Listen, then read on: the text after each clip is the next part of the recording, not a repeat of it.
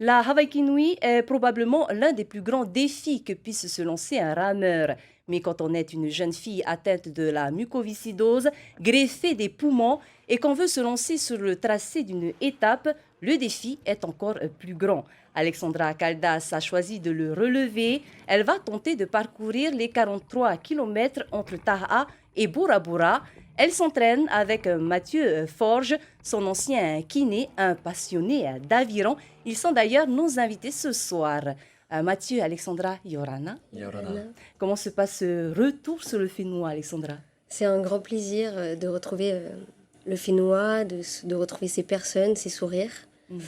Et c'est magique. Alors, Alexandra, tu es atteinte d'une maladie, la mucoviscidose. Tu as aussi été greffée des poumons. Qu'est-ce qui te pousse à te lancer dans une épreuve que même des gens en excellente santé ont du mal à accomplir? Pour moi, la vie est un défi et je pense qu'il faut relever des défis tout le temps, en fait, tous les jours. Et j'ai subi un rejet au mois de février. Je me suis dit qu'il fallait encore plus relever, montrer que la vie passe avant tout et montrer que même malade, on peut y arriver. Alors, Mathieu Forge, vous êtes un peu le monsieur aviron de la Polynésie, si on peut le dire, mais aussi l'ancien kiné d'Alexandra. Comment est-ce que vous l'avez converti à ce sport? Eh ben, c'est un peu elle qui est venue au sport une fois qu'elle a été greffée. Elle a pu enfin pratiquer le sport et elle a choisi l'aviron parce qu'elle m'avait vu ramer pendant 10 ans. Et du coup, c'était un peu un cadeau. Et du coup, c'est comme ça qu'on s'est lancé dans cette première traversée.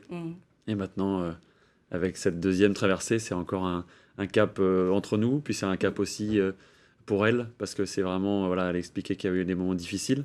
La greffe, c'est jamais terminé. La mucoviscidose non plus, mais la greffe, c'est encore plus fragile. Et là, il fallait se battre pour qu'elle puisse déjà combattre ce rejet et maintenant pour faire ce défi encore plus grand.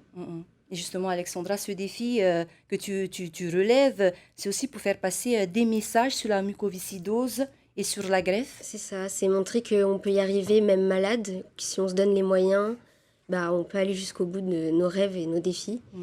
Et on sera accompagné de dialysés et de greffés sur la traversée. Donc ça pousse encore plus le message. Et ça montre que ça marche. Quels sont les arguments justement pour encourager les gens à faire ce geste? Que l'impossible peut devenir possible et qu'il faut ramer pour avancer. Très bien. Mathieu, en parlant de ce défi, ce sera où, quand et avec qui? Donc ça sera le samedi 14 septembre depuis la passe de Tiva à Taha et nous arriverons plage Matira à Bora Bora. Il y aura donc un V6 de dialysé de Rayatea. Il y aura aussi des kayakistes, des kayakistes de Bora et d'autres V6 qui nous accompagneront.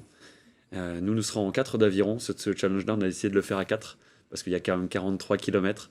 Et on s'est dit quand même qu'on avait vraiment envie de le faire tous les deux, mais à 4, c'était plus sécure pour tout le monde. Et le public pourra y assister? Le public pourra y assister. Il y aura on a fait des appels, donc il y a plusieurs Patimarara qui vont venir aussi nous accompagner. Ça va être une grande fête. On va être une cinquantaine de rameurs sur l'eau, plus les gens qui accompagneront. Et puis on va faire cette fameuse arrivée sur la plage Matira, où on sait qu'on est attendu aussi là-bas, on est attendu à Rayatea. Et c'est un message aussi vers les îles pour le don d'organes, parce que c'est quand même ça qu'on veut parler, les dialysés et le don d'organes aussi à travers cette belle traversée. Eh bien Mathieu, Alexandra, merci d'être intervenu sur notre plateau et puis nos encouragements pour ce défi. Marulu. Marulu.